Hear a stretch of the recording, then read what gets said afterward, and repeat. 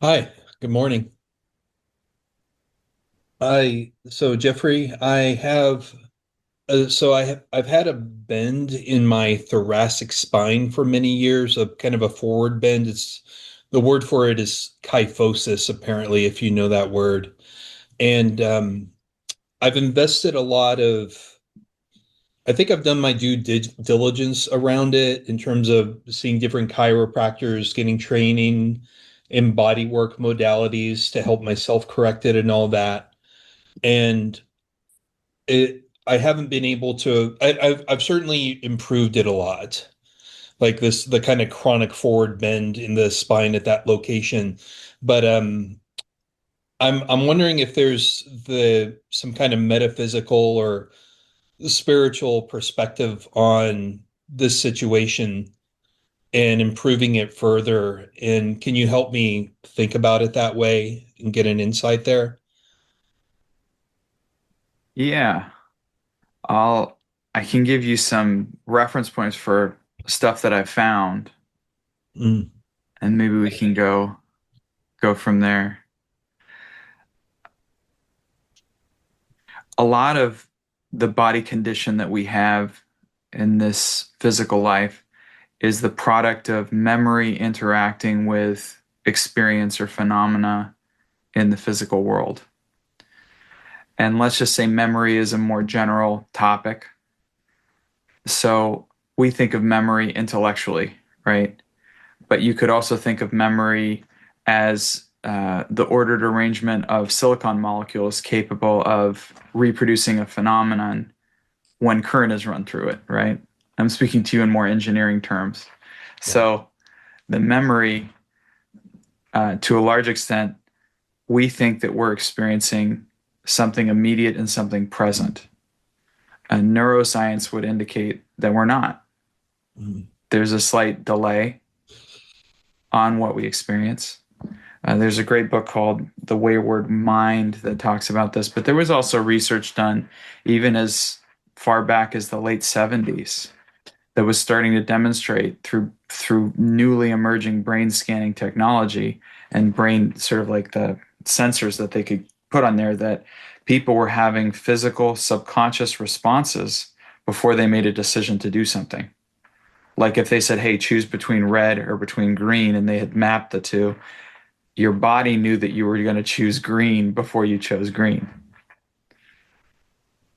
So there's this entire process that is occurring within your consciousness before you physically uh, or consciously experience. Now, what that means is because there is this delay, there's a tremendous opportunity for interpretive patterning. mm, If you take in, we have what's called a reticular activating system that you've probably heard about. Some people have taken insight seminars. We talk a little bit about that there. But there's a way in which we filter information. And what's really interesting, another really interesting book is The User Illusion. It's very dense. Can't get mm. the audiobook version of that one. But essentially, if we look at the second law of thermodynamics, like you do, and particularly Maxwell's demon, I don't know if you've heard, which Yes. is funny considering the Yeah. name, but Yeah. yeah. Anyway, maybe you have some relation. But the idea is computing theory actually somewhat disproved or resolved Maxwell's demon, which says you can kind of violate the second law of thermodynamics by having a little consciousness that can open a door that only lets in fast-moving particles into one side of a box and keeps slow-moving particles in another. Now, the conclusion is making a decision to open or close the box. Discernment is an extremely expensive process. And what you'll find is in your consciousness, the amount that you're tuning out far outweighs the amount that you're consciously processing. So you're taking in millions of bits of information, and then you're very, very intentionally tuning out the majority of them. Now, how does your consciousness decide what to tune out or not to tune out? Patterning, essentially memory, right? Mm. And let's talk about the sources of memory. Memory can obviously be an intellectual process, which is a lot more like trying to reproduce your mom's famous sponge cake than it is, actually pulling a tome off a shelf. Like most people think of memory as like you have this room full of scrolls in your consciousness and you grab the scroll. It's not really like that. It's more like you're going through your mother's card catalog of recipes and trying to read the one that has a grease stain on it where you can't tell if it's like a half teaspoon or 2 teaspoons because the oil smudged it. That's memory in the intellectual sense. Mm. Okay. Mm. But the more important form of memory is something we might call karma. Because if you think about it, memory is action that is incomplete, capable of reproducing itself and completing itself, right?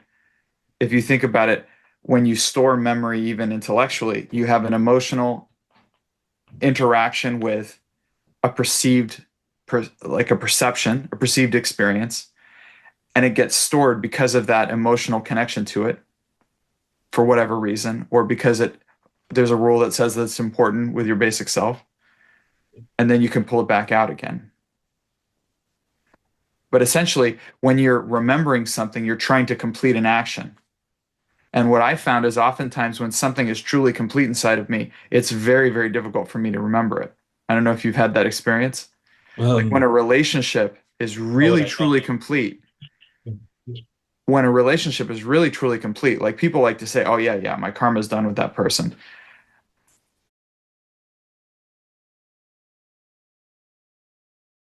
And you just see this cosmic chorus of beings laughing. Like, oh, look who thinks they's done with the karma. Right? I've done that. Oh, yeah, I'm done with this, bro. The karma's over. Bullshit. Right? Now, when you're truly done, you will struggle to remember things, even the way their face looks. When you're really complete with somebody, you can connect to the loving that they are very easily, but you can't connect to like actual details about them as easily. I've noticed. Yeah. Now, I have a pretty solid memory in terms of information and things like that. But that's why it was so striking to me that when I completed with somebody, it's like they were just gone. Not in a bad way, but like they were just a part of me and I didn't need to worry about it anymore. Mm. So memory by its very nature is an incomplete action that is stored for future completion. Mm. If you think about it. Yeah. Okay. So karma is that.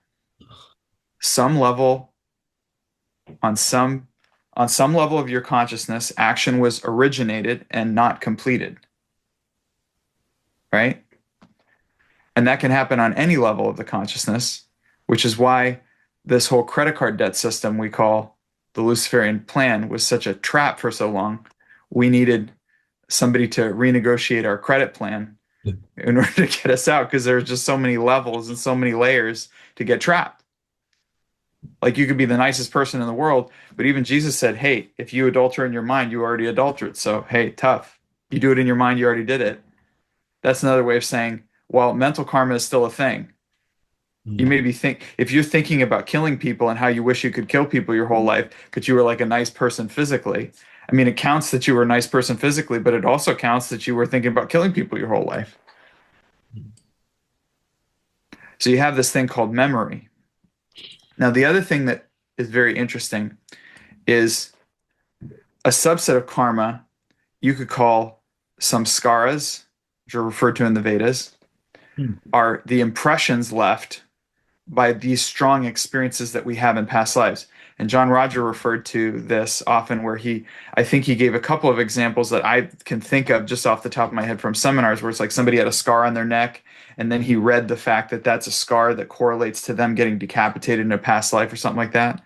So you will actually have the physical evidence of an incomplete action in a past life.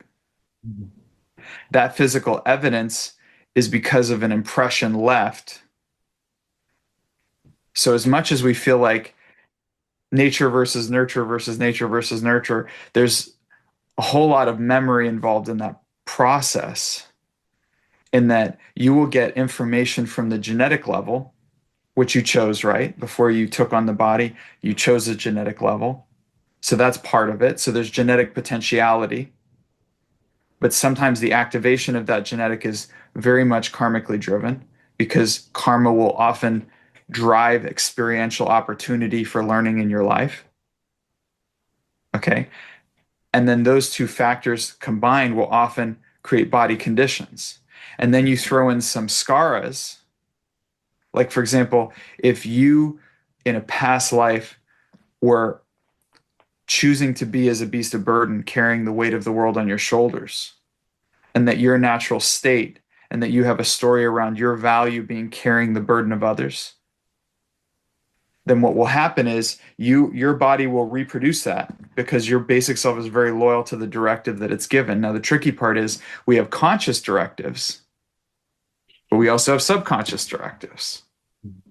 The conscious directive says, I want to not eat sugar anymore because I want to get healthy, right? And then the subconscious directive goes, whenever you feel really low, the best way to get an endorphin burst is to eat sugar. And the problem is the basic self doesn't have a perception of time the way that we do. So the body consciousness doesn't go, oh, well, he said that when he was 10 and now he's like 50.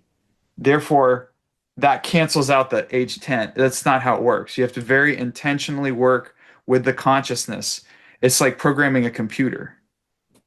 The computer does not automatically assume that the most recent code put into it nullifies all the other code. You actually have to cancel the previous command and put in new code. Now, I'm saying all this, it sounds very outdated to me. Some people on this call probably think about it in punch cards, but then there are like wave coders on this call or folks using the AI coders that go, what are you talking about? I just tell it to to do the thing and then it codes it for me. But nonetheless, I think that I'm pointing you in a direction because you said, can you give me kind of direction on it? And I think it's more powerful if you find it for yourself. Okay. The body consciousness, the basic self, is very dutifully obeying the directives of the consciousness, past and present. Mm-hmm. If those directives conflict, sometimes you get something like an autoimmune, that will happen, or you get a contortion. You could have a spine going one way and then another way because it's just different directives and it's trying to fulfill all of that. The poor guy. Yeah. So oftentimes for me with the body, and there's some really, really hard-coded, really ingrained stuff in my body that's very, very difficult. And some of the stuff is actually correlated to what you could call dur karmas or destiny karmas. Mm. I think JR could refer to them as more like a fixed karma. Like there are certain things that you must experience in your life that was a hard agreement. There's quite a lot that's fluid in your life, and it's just a game of probability. Yes, it is more likely for you to put your foot in your mouth in that conversation, but you could actually just decide to shut up. You see, there's a lot of those type of karmas where the game, the hand is dealt, but how you play it is really up to you. And the beauty of the way that we have a learning modality in the way that we approach it, that the soul's here to learn and gain karma in order to experience co-creatorship with God and all of that kind of stuff. Like that whole paradigm says that we have a lot of opportunity within this field of probability to make choices that are evolutionary for us in terms of our soul's destiny. So I'm not saying that everything's fixed and deterministic. I'm saying there are certain experiences, and a lot of you can attest to this because you've had this very direct experience where there's no way it's like you could try all day long, you're not going to get out of the specific experience. This one's going to happen. And I know some people who tried to avoid an experience for like years, and it did happen. So there are certain things that we karmically agree that are pretty set. And there's quite a lot that's quite malleable. When we're talking about states of the body, it behooves us to go to the one who maintains the body, the basic self, and really get into the root of the intent behind the condition. It's a radical perspective to say that a spinal distortion, or whatever you call it, is not a problem. It's the effectuation of a directive that you gave. You just don't remember giving it.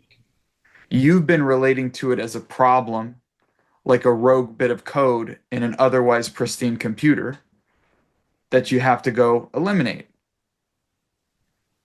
The opportunity for me in loving and honoring the levels of my consciousness and the spiritual marriage that I'm maintaining is to assume, always make generous assumptions about the basic self, that the basic self is simply trying to follow directives.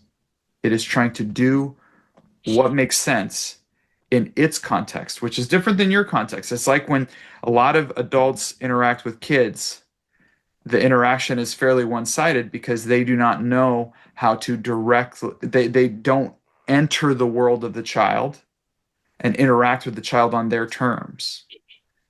If a basic self is recording all memory, managing all memory, and does not have a sense of like, oh, this directive is more recent, so therefore it's more valuable than this directive. It's like if you enter that paradigm and you have compassion, loving, and honoring for that consciousness and respect, because you can't run a central nervous system, but it can.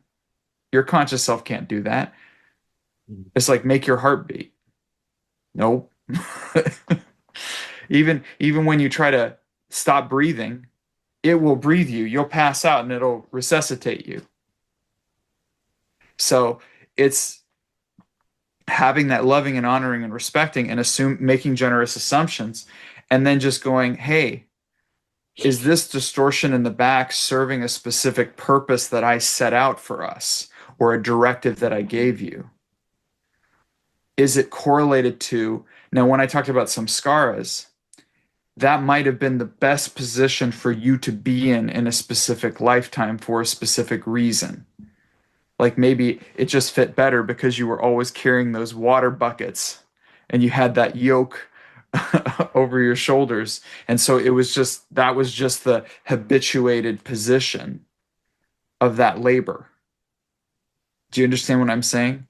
But you get to the root of it, and then you can start to renegotiate it. You may come to the point where you are discussing with the body consciousness and you discover that it is a fixed karma, that there is a very specific, valuable reason for you to have that spinal distortion, whatever configuration. Configuration that is actually very much for your highest good and very much in alignment with your learning plan for the soul. And if you come to that, then it just becomes, okay, how do I make lemonade with these lemons? If I know that this one's sticking with me, what are the things that I can do that will make this the least disadvantageous for the other systems of my body? Maybe there's exercises that I learn that compensate for that. Maybe there's a specific supplement that I take. But it's like, having that conversation allows you to get to the root of what's really behind this. People often relate to the body, and I think it was wise for you to even ask, because a lot of people go, well, this is my physical body. I go to the doctor. It's like, hey, I do all this woo-woo stuff when I go to the talks, but when I'm in the real world, I got to go to a doctor and get a drug, and I got to go do that. And I think, look, Western doctors are amazing.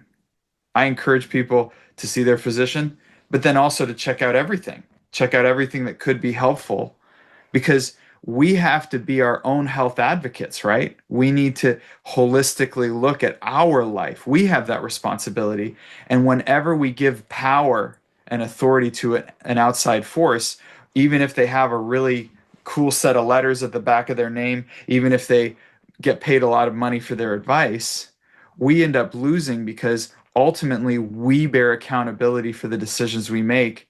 So I think it's really smart for you to say, hey, I know that the physical level is just a very dense spiritual level. And ultimately, every cell of my body is an expression of my karma. So we like to think I'm the captain of my ship, I'm the master of my destiny. We are in a place of opportunity for co-creatorship with God. That's where freedom lies, in that consciousness. But the vast majority of our decision making, it would be valuable for us to consider that a lot of what we think we do as the master of our ship and the captain of our destiny is the product of memory. It is simply the product of us pulling to us the completion of a karma and us participating, reading the script. It's like the scene getting handed to us and us reading the script. Now, on the one hand, you go, wait, but I like being original. But on the other hand, for me at least, there was this whole relief going, wow, I don't have to worry so much about screwing everything up all the time. I can just be focused on loving and serving the one in front of me, knowing that my consciousness already has it dialed in. I'm actually going to have the experiences I agreed to have, and I'm actually going to gain the knowledge and insight that I need to gain. I don't really need to try to control that or fix that or worry about screwing up my life that way. And I realized I spent all these years trying to not go off the spiritual path, that I didn't focus enough attention on just being in the spiritual path, which is loving and serving the one in front of me and just doing my spiritual exercises. We spend a lot. It's like if just tuning out all of this stimulation is a lot for the consciousness, and the brain is, any doctor will tell you, a very expensive piece of real estate in our body. Okay? Use a lot of energy. And we're using so much energy just to tune out information. And then on top of that, we're making more work by creating stuff that isn't there, by believing thoughts that aren't necessarily true or that we don't know are true. It's a lot of work. If it wasn't enough to tune out all of this noise, now we have to manage all of the creations in our own inner reality, which can be very, very scary.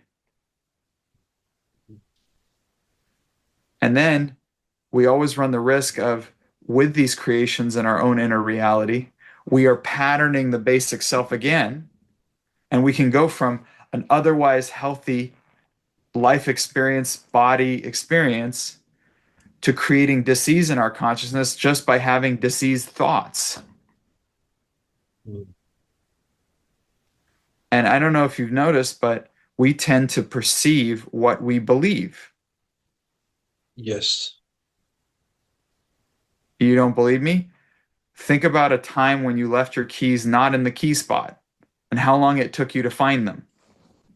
And they may have been only 3 feet away on the table just next to it, but they weren't in the key spot, so you couldn't see them. You literally couldn't physically see the keys where they were. Extrapolate that phenomenon to your entire life experience and imagine how many keys you're missing at any given moment because you simply don't believe that they're there. I wonder how many people would be out of poverty if they just stopped believing they were poor. I wonder how many people would be healthy if they just stopped believing that they were sick. It's like when I work with people who are dealing with very significant illnesses, I'm always encouraging them saying, you're not diseased, you're in a healing process. Attitude is extremely powerful. It's not about the sin of negative thinking. It's about what negative thinking does to our reality. I do not believe that in the individual conscious self sense, and people get this all screwed up. People think oh my God, how did I create, promote, or allow this to happen? And the I that they're referring to is this conscious self right here. How did this ego create a hurricane? Or how did this ego create? And then they drive themselves crazy and create more negative thoughts about it. Mm. We did create, promote, or allow the things that we experience, just maybe not in this lifetime. So there's really no point in blaming this conscious self. But what you do have the opportunity to do is not blame anyone else and simply say, this is a completion of action and this is a lesson for me to learn and nothing more. But what does it mean about my value as a person? It means nothing. It means you get to clean up the mess you made. You get to make your bed. Congratulations. And I think that if we can start to relate to our life that way, we can start to clear up all the clutter in there. And then we will find that there is already a divine guide within us telling us exactly what is needed for the highest good of all concerned.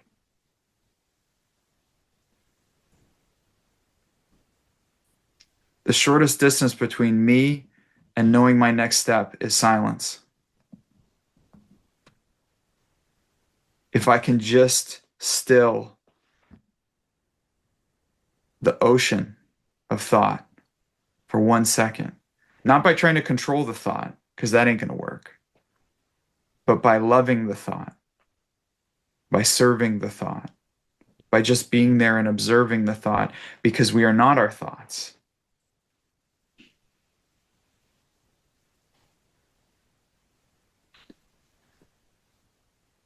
Our life is the product of everything that we have done up until this point as consciousnesses throughout history.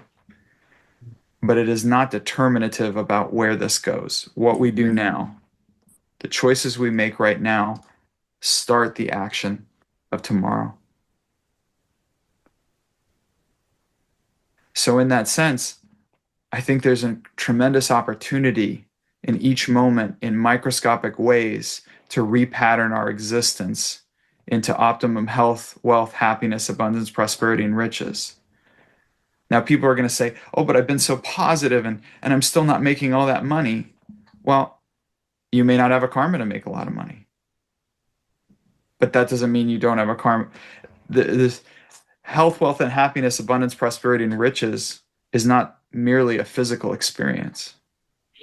I can have all of that in my inner reality. And to me, the Christ opportunity is always about unhooking my inner reality and my inner well-being and the presence of the divine within me, unhooking it from the conditions and the external perceptions of my life so that I'm walking with the Lord even as I'm walking through the muck and the mire of this level, which sometimes can be conditions of the physical body.